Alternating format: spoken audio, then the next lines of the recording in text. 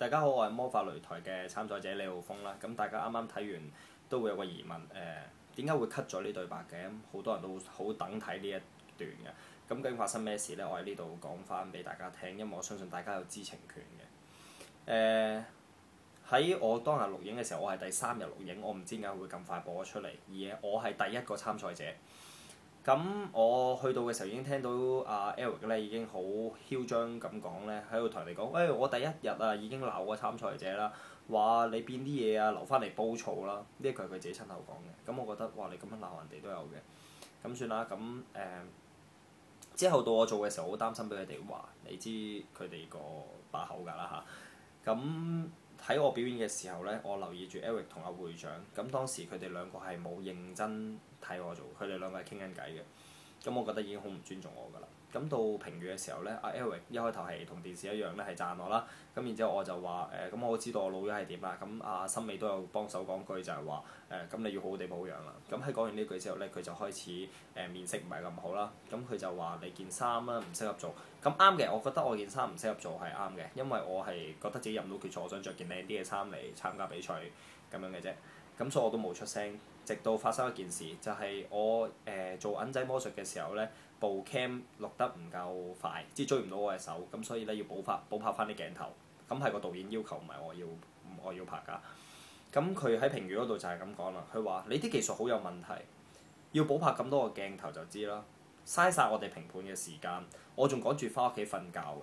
咁我聽完呢句，我覺得哇，你真係侮辱緊我喎！咩趕住翻屋企瞓覺啫？所以我先至會講咗廣告嗰一句。咁其實你可以唔嚟啊。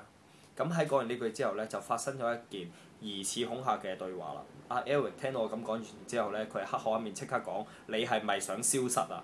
咁在座好多有睇現場嘅都知道佢真係有講過呢句説話。咁係咪恐嚇我咧？你作為一個評判，點解要咁樣樣？你去踩人哋就得。咁之後Eric 講完之後咧，到阿會長啦。阿會長點解會俾人 cut 晒咧？今集冇出現咧，其實因為佢講嘢係好過分嘅，都係。可能即係我開頭嘅時候講過話，玩魔術唔一定要好華麗嘅道具。咁你知道阿會長唔玩道具冇嘢玩㗎啦，大家都睇到啦。咁所以可能我講呢句説話得罪咗佢，所以佢就話啦：佢話啊嘛，佢個語氣係咁㗎。佢話啊嘛，玩魔術唔需要啲好華麗嘅道具啊嘛。咁所以咪華麗喺件衫度咯。咁之後我就講笑，我話係啊，梗係啦，輸人不輸陣啊嘛。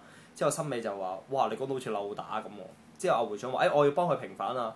係啊，擂台啊嘛，咁梗係嚟漏打㗎啦。不過你要識打先得㗎。不過好對唔住，我覺得你唔識打咯。咁我聽完我真係好想問佢，我當時係想出聲嘅時候俾森美撳住咗，因為我當時係話，我當時想講嘅説話就係話，會長係咪要好似你咁喺度扭時忽花咁樣，咁就叫做識打擂台咧？咁係咪一個會長就應該變啲咁嘅魔術咧？咁你套衫係咪有適合嗰個魔術咧？咁我覺得點解你要侮辱我咧？你侮辱我咁，我都唔需要俾面你啊，係咪？咁當然我俾森美截咗，我冇講到。咁去到李澤邦啦，佢係第2個參賽者，其實我覺得佢做得好好嘅，真係好好嘅。咁佢第一句評語咧，阿 Eric 咧，佢係好記喺心入邊，佢係好小氣。點解咧？因為佢第一句就話做得好，完美。我睇住你進步，睇住你成長，唔似啲人唔聽人意見，冇嚟進步，唔會進步嗰啲人。之後我就當然俾人笑啦。我覺得你而家仲喺度煽動嘅情緒去侮辱緊我。咁但係我想問一句，你話我唔聽人意見，咁究竟你有冇認真睇我做魔術咧？切個檸檬有冇意義？我已經講咗，個檸檬只係一個引子，去引出我之後係變咗一個更加神奇嘅地方，就係人哋嘅錶同隻手中間。咁你當時顧住傾電話，唔係顧住同阿會長傾緊，等係覺得冇意義啦。咁你話要趕時間翻屋企瞓覺，咁借問聲呢一個係啲乜嘢嘢嘅？有啲乜嘢嘢嘅意見咧？係咪？即係幫到我啲乜嘢咧？幫唔到我㗎。我覺得我嚟參加一個魔術比賽，唔係一個節目㗎，其實唔係一個世界賽。點解要咁樣侮辱啲參賽者咧？我今次講翻呢件事出嚟，其實希望其實應該有唔少嘅魔術師都會俾佢會長同埋 Eric 佢侮辱過。咁我希望企出嚟等大家知道發生緊啲乜嘢嘢事咯。